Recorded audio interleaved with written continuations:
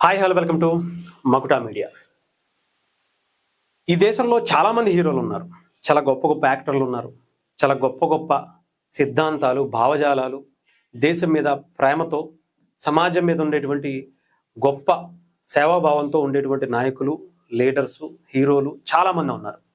కానీ ఈ దేశానికి అసలు సిసలైనటువంటి సనాతనానికి ఈ మూలాల్లో అంటే ధర్మం మీద పుట్టినటువంటి ఈ నేల మీద అసలు సిసలైనటువంటి సనాతనానికి అసలైన వారసుడు రామ్ చరణ్ గారేమో అనిపిస్తుంది.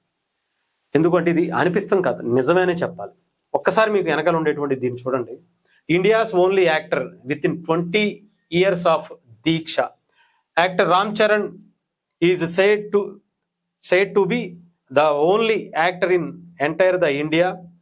41 రోజుల దీక్ష చేసుకున్నటువంటి వ్యక్తి, 20 సంవత్సరాలు పూర్తయినటువంటి వ్యక్తి, చెప్పులు లేకుండా నడుస్తూ 20 సంవత్సరాలు గడిపినటువంటి వ్యక్తి 41 రోజుల అయ్యప్ప దీక్ష చేయటువంటి అంత ఆషామాషి విషయం కాదు.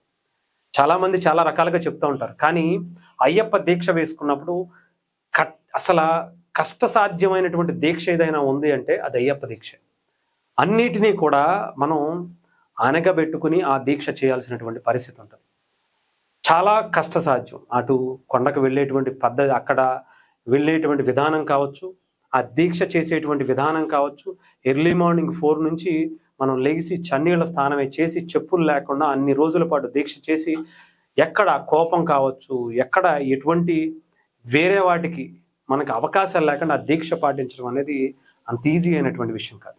కానీ రామ్ చరణ్ గారు 20 సంవత్సరాల పాటు, 1 సంవత్సరం 2 సంవత్సరాలు లేదా 10 సంవత్సరాలు కాదు, 20 సంవత్సరాల పాటు ఆ దీక్షను కొనసాగిస్తూ రెగ్యులర్గా వేసుకుంటున్నారంటే హ్యాట్స్ ఆఫ్ చెప్పాలి ఆయనకి. నిజంగా మాటల్లో చెప్పలేం.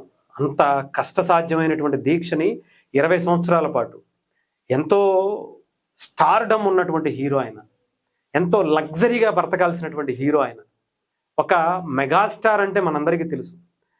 హీరోగా ఆయన ఎంత కష్టపడి పైకి వచ్చారో, ఎంత విలువలతో కూడినటువంటి హీరోయిజం చేసే సమాజంలో ఒక మేలిన బంగారంలా గుర్తింపు తెచ్చుకున్నారో మనకు తెలుసు ఆయన. అలాంటి చిరంజీవి గారు ఒక అభిమాన గణాన్ని ఏ రకంగా సంపాదించుకున్నారో తెలుసు.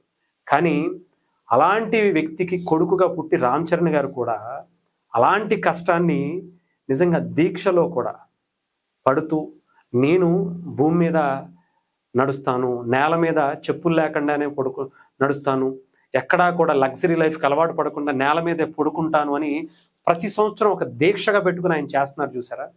హ్యాట్స్ ఆఫ్ చెప్పకపోతే ఇంకేం చేయాలి చెప్పండి. చాలా మంది చాలా రకాలుగా చెప్పారు.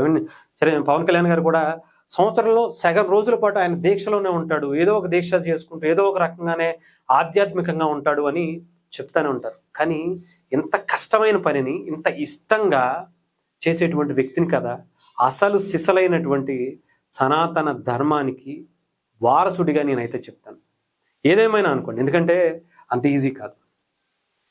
అంటే ఒక 5 సార్లు వేస్తే గురుస్వామి అవుతారు, లేదా 10 సార్లు వేస్తే ఇంకా పెద్ద గురుస్వామి అవుతారు అని చెప్పి మనం మాటలు వింటున్నాం. కానీ రామ్ చరణ్ గారిని ఒక హీరోగా, ఒక టాప్ హీరోకి కొడుకుగా చిన్నప్పటి నుంచి, అంటే ఆయనకి ఇప్పుడు 40 ఏళ్ళు ఉన్నారు, 40 ఏళ్ళు దగ్గర ఉన్నాయి.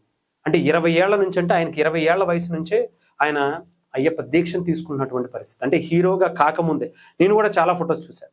ఆయన చిన్న వయసులోనే నాకు తెలిసి ఎవరు పరుచూరి బ్రదర్స్తో కలిసి అయ్యప్ప మాల వేసుకున్నటువంటి ఫొటోస్ కూడా మనం చూసాం. అంత గొప్ప కుటుంబంలో పుట్టి కష్టపడకుండా, అంటే మనం కష్టపడకపోతే మనకి గుర్తింపు రాదురా అని చిరంజీవి గారు చెప్పినా కూడా ఆ కష్టం ఎలా పడాలో అయ్యప్ప దీక్షలో తెలుసుకున్నారేమో అనిపించింది నాకైతే. ఎంత ఎదిగినా సరే మనం నేల మీద పడుకోవాలని చిరంజీవి గారు అప్పుడప్పుడు చెప్తుంటే దాన్ని ప్రతినిత్యం ఆచరించడం అనేది రామ్ చరణ్ గారిలో ఆ దీక్ష తీసుకున్నప్పుడు ఆయనకి అది తెలిసి ఇలా ఉంటే మనకు బాగుంటుందేమో. ఎంత ఎదిగినా, ఎంత స్టార్డమ్, గ్లోబల్ స్టార్ అయినా సరే, నేను నా దేశానికి, నా ధర్మానికి, నాకు ఇంతటి అవకాశం ఇచ్చినటువంటి ప్రజలకి నేను ఎప్పుడు రుణపడి ఉంటాను అని ఆ నేలకి పడుకుని ఆయన చెప్తున్నట్టుగా అనిపించింది నాకైతే. ఏదేమైనా one and only actor in ఇండియాలో. ఎంతోమంది, చాలామంది చాలా దీక్షలు చేశారు, చాలా పూజలు చేస్తుంటారు. బట్ ఇన్ని సంవత్సరాల పాటు కంటిన్యూస్గా మన ధర్మాన్ని పాటిస్తూ, మన ఎంతో కష్టసాధ్యమైనటువంటి దీక్షను కొనసాగిస్తున్నటువంటి వ్యక్తి, ఏకైక హీరో భారతదేశంలో రామ్ చరణ్ గారే. అందులో ఎటువంటి సందేహం లేదు. డెఫినెట్గా చెప్తున్నాను కదా, ఎంత ఎదిగినా ఒదిగి ఉండేటువంటి లక్షణం ఎక్కడి నుంచి వచ్చింది, ఎంత రష్గా ఉన్నా. నేను పిఠాపురంలో రామ్ చరణ్ గారిని చూశాను పవన్ కళ్యాణ్ గారి కోసం వచ్చినప్పుడు. ఆయన సురేఖ గారు వచ్చినప్పుడు కూడా ఆ పాదగయ టెంపుల్లోకి వెళ్ళినప్పుడు ఆయన్ని విపరీతంగా టార్చర్ పెట్టేశారు. కానీ చిరునవ్వుతోనే గోర్లు పెట్టి గిచ్చేశారు, ఆయన చేతులు లాగేశారు. అయినా కూడా చిరునవ్వుతోనే ఇలా అనుకుంటూ అసలు ఆయన గెంటుకుంటూ వచ్చారు. ఎక్కడి నుంచి వచ్చిందా అనుకున్నా. అంటే నార్మల్గా దీక్ష చేసుకుంటే ఇవన్నీ కూడా మనకి అలవాటు అవుతుంది. నార్మల్గా నేను వేరేగా అనటం కాదు, కానీ అయ్యప్ప దీక్షలో ఉండేటువంటి గొప్ప లక్షణం అదే. మనం అప్పటిదాకా ఉండేటువంటి మన బాడీలో ఉండేటువంటి ప్రతి, అంటే అటు మెంటల్గా కావచ్చు, మానసికంగా కావచ్చు, లేదంటే బాడీకి సంబంధించినటువంటి ఫిజికల్గా కావచ్చు, ఏ రకంగా అయినా సరే చాలా మార్పులు వస్తాయి.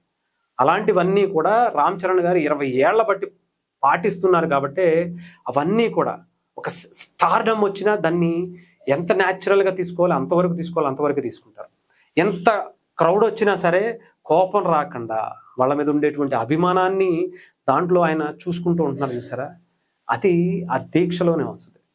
అది రామ్ చరణ్ గారికి ఇన్ని సంవత్సరాలు దాన్ని పాటించారు కాబట్టి ఇంకా ఎక్కువ వచ్చిందని చెప్పాలి. ఈవెన్ చాలా సందర్భాల్లో చిరంజీవి గారిని కూడా అప్పుడప్పుడు కోపంలో చూస్తాం, పవన్ కళ్యాణ్ గారిని కూడా కొన్ని సందర్భాల్లో విసుక్కోవటం మనం చూస్తాం. కానీ రామ్ చరణ్ గారిలో మనం ఎందుకనంటే అది ఆయన తీసుకున్నటువంటి దీక్ష పవర్ అలాంటిది. నేను వేరే వాళ్ళని, చిరంజీవి గారు కూడా చాలా సందర్భాల్లో అయ్యప్ప మాల వేసుకున్నారు, చాలా మాల వేసుకోవటం చూసాం. ఈవెన్ పవన్ కళ్యాణ్ గారు కూడా చాలా దీక్షలు చేయడం కూడా మనం చూస్తూనే ఉంటాం. రెగ్యులర్గా ఆయన కూడా ఏదో ఒక దీక్ష చేస్తూనే ఉంటారు. బట్ రామ్ చరణ్ గారు క్రమం తప్పకుండా ఒక అయ్యప్ప దీక్షని ఇంత నిష్టగా పాటిస్తున్నారు చూసారా, గ్రేట్ అంతే. ఇంకొక మాటల్లో చెప్పడం ఆయన గురించి. ఆయన మాట్లాడుతుంటేనే ఆ దీక్ష గురించి అన్ని సంవత్సరాలు వేసుకున్నారు అంటేనే గూస్ బంప్స్ వస్తున్నాయి. ఏదేమైనా సరే hats off to Ram Charan గారు.